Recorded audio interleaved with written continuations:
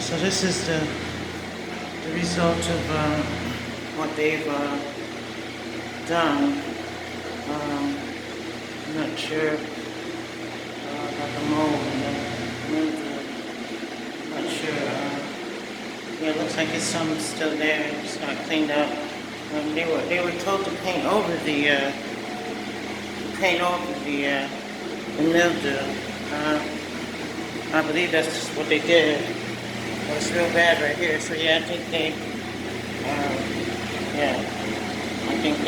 painted over it. It's not clean too good. It's the floor.